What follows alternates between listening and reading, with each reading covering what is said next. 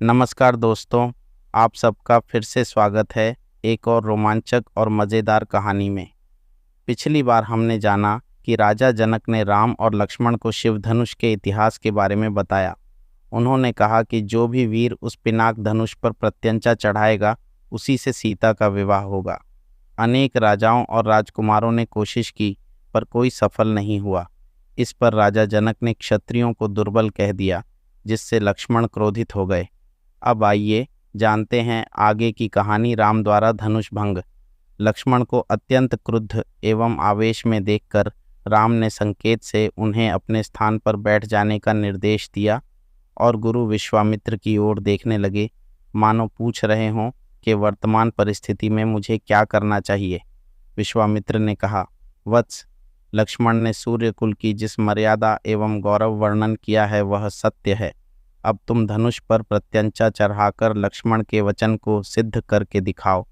गुरु की आज्ञा पाकर रामचंद्र मंद गति से पग बढ़ाते हुए शिव जी के धनुष के पास पहुँचे। राम को धनुष की ओर जाते देख सीता और उनकी सखियाँ तथा जनकपुरी के समस्त दर्शकगण अत्यंत प्रसन्न हुए, किंतु उनकी प्रसन्नता को संशय ने घेर लिया। वे सोचने लगे कि जब विश्वविख्यात शक्तिशाली राजा और राजकुमार इस शिव जी के धनुष को हिला नहीं सके, तो राम जैसे सुकुमार किशोर पिनाक की प्रत्यंचा चढ़ाने में कैसे सफल हो सकेंगे। सीता भी मन ही मन परमात्मा से प्रार्थना करने लगी कि हे सर्वशक्तिमान, इन्हें इनके उद्देश्य में सफलता प्रदान करने की दया कीजिए। मेरा हृदय भी इनकी ओर आकर्षित हो गया है, अतः इसकी लाज भी आपको ही रखनी है। हे प्रभु, आप अपनी अद्भुत शक्ति से इस धनुष को इतना हल्का कर दीजिए कि यह सरलता से उनके द्वारा उठाया जा सके। धनुष के पास पहुंचकर राम ने धनुष को बीच से पकड़ कर सरलता के साथ उठा लिया और खेल ही खेल में उस पर प्रत्यंचा चढ़ा दी। प्रत्यंचा चढ़ाकर ज्यों ही उन्होंने धनुष की डोर पकड़ कर कान तक खींची, त्यों ही वह धनुष भयंकर शोर मचाता हुआ तद्दहाकर टूट गया। उस नाद से अधिकांश दर्शक मूर्छित होकर भूमि पर गिर पड़े।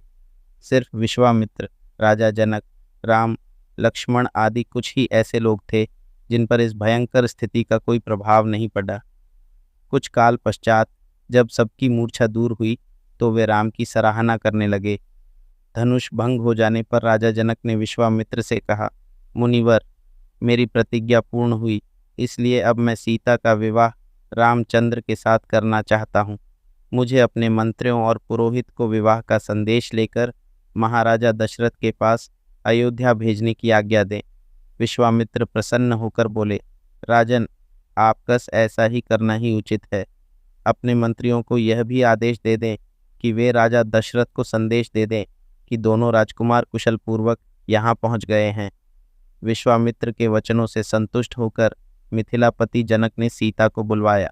वे अपनी सखियों के साथ हाथ में वरमाला लिए मंथर गति से लजाती हुई वहां आईं, जहां धनुष को तोड़ने के पश्चात श्री रामचंद्र खड़े थे। सखियों ने मंगलगान प्रारंभ किया और लज्जा, संकोच एवं हर्ष के भावों से परिपूर्ण सीता जी ने धीरे से श्री राम के गले में वरमाला डाल दी। मिथिलापुरी से अयोध्या तक का मार्ग 3 दिनों में तय करके महाराज जनक के मंत्री राजा दशरथ के दरबार में पहुँचे। रत्न जटित सिंहासन पर विराजमान महाराज दशरथ का सादर अभिवादन करने के पश्चात मिथिला के मंत्री ने कहा, हे राजन, मिथिला नरेश ने आपका कुशल समाचार पूछा है और महर्षि विश्वामित्र की आज्ञा से उन्होंने आपके पास यह संदेश भेजा है कि समस्त संसार को ज्ञात है कि मिथिला के राजा जनक की पुत्री सीता अत्यंत रूपवती, लावण्यमयी एवं समस्त सद्गुणों से संपन्न है। राजा जनक ने अपने यहाँ एक यज्ञ किया था। उसमें उन्होंने यह प्रतिज्ञा की थी कि जो कोई भी भगवान शंकर के विख्यात धनुष पिनाक पर प्रत्यंचा चढ़ा देगा, उसके साथ वे राजकुमारी सीता का विवाह कर देंगे। उस यज्ञ में महामुनि विश्वामित्र, राम और लक्ष्मण दोनों राजकुमारों के साथ जनकपुरी पधारे। राम ने धनुष पर प्रत्यंचा ही नहीं चढ़ा दी, बल्कि उस धनुष के 2 टुकड़े भी कर दिए। इस प्रकार उन्होंने अपने अद्वितीय पराक्रम से सीता को प्राप्त कर लिया है। अतः राजा जनक ने आपसे सादर अनुरोध करते हुए यह संदेश भेजा है कि आप अपने समस्त परिजनों, बंधु बांधवों, मंत्रियों एवं पुरोहितों तथा गुरु वशिष्ठ के साथ शीघ्र बारात लेकर मिथिला पधारने की कृपा करें, ताकि राजकुमार श्री रामचंद्र के साथ सौभाग्यकांक्षिणी सीता का विवाह वैदिक रीति से संपन्न हो सके और मिथिलेश कन्या के आरण से पूर्ण हो सके। इस शुभ संदेश को सुनकर महाराज दशरथ अत्यंत प्रसन्न हुए। राम लक्ष्मण की कुशलता एवं अद्भुत पराक्रम का समाचार सुनकर उनका हृदय विभोर हो गया।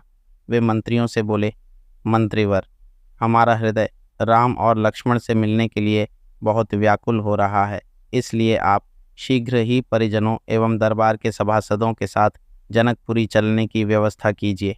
समस्त बंधु बांधवों, राज्य के प्रतिष्ठित सेठ साहूकारों, विद्वानों आदि सबको बारात में चलने के लिए निमंत्रण पत्र भिजवाइए। सेनापति जी से कहिए कि वे शीघ्र चतुरंगिनी सेना को तैयार होने का आदेश दें। यदि संभव हो तो ऐसी व्यवस्था कीजिए कि हम सब लोग कल ही प्रस्थान कर सकें, क्योंकि हमारे समधि मिथिला नरेश ने हमसे बहुत शीघ्र मिथिलापुरी पहुंचने का आग्रह किया है।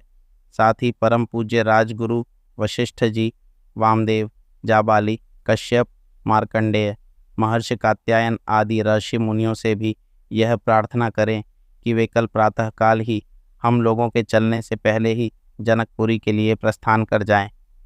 इस बीच में हम तीनों महारानियों को यह शुभ समाचार देने के लिए जाते हैं।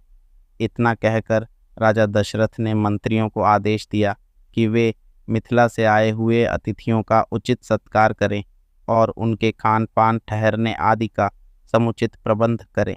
इसके पश्चात वे स्वयं राजप्रासाद के अंतःपुर में पहुँचे और तीनों रानियों को बुलाकर यह शुभ संवाद सुनाया। शीघ्र ही यह समाचार संपूर्ण अयोध्या नगरी में फैल गया। घर घर में मंगलगान होने लगे, नृत्य संगीत का आयोजन होने लगा।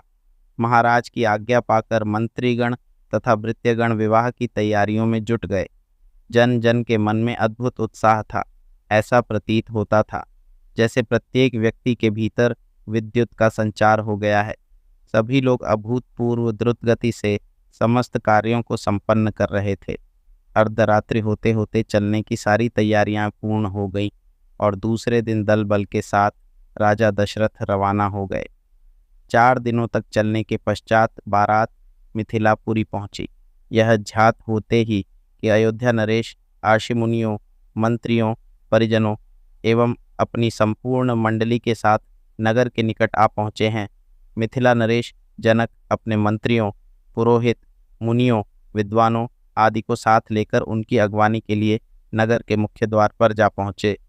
उन्होंने बड़े आदर के साथ राजा दशरथ की अभ्यर्थना करते हुए कहा, हे नृपश्रेष्ठ, आपके दर्शन करके मैं कृतज्ञ हुआ और आपके पदार्पण करने से जनकपुरी की भूमि धन्य हुई। आपने सीता को अपनी कुलवधू के रूप में स्वीकार करके मेरे वंश को सम्मानित किया है। यह मेरा अहोभाग्य है कि आज मिथिलापुरी में महर्षि वशिष्ठ, वामदेव, मार्कंडेय एवं कात्यायन जैसे परम तपस्वी महात्माओं के चरण पट्टे हैं। मैं नहीं समझ पा रहा हूँ कि इस असाधारण सम्मान को पाकर किस प्रकार अपने भाग्य की सराहना करूं। इस प्रकार समस्त आगत महानुभावों का सत्कार करके महाराज दशरथ को उनके साथ आए हुए ऋषि मुनियों, बंधु बांधवों, मंत्रियों एवं सैनिकों को जनवासे में ठहराने की उचित व्यवस्था की। जनवासे में राजा दशरथ बहुत देर तक मुनि विश्वामित्र और अपने दोनों पुत्रों के साथ बैठे हुए उनके कृत्यों और पराक्रम का विवरण सुनते रहे। इस विवरण को सुनकर कभी वे आनंद से रोमांचित हो जाते, कभी आश्चर्य से दांतों तले उंगली दबाने लगते और कभी प्रशंसा से अपने राजकुमारों की पीठ थपथपाने लगते। बातचीत करने के पश्चात भोजन आदि से निवृत्त होकर वे विश्राम करने चले गए। दोस्तों, अगर आपको हमारी ऐसी रोमांचक और मज़ेदार कहानियाँ सुनना पसंद है तो हमारे चैनल को सब्सक्राइब ज़रूर करें, ताकि आप एक भी कहानी मिस न करें। हर कहानी आपको एक नई दुनिया में ले जाएगी, जहां शौर्य, वीरता और रोमांच का संगम होगा। तो देर किस बात की, अभी सब्सक्राइब करें और हमारे साथ इस अद्भुत सफ़र का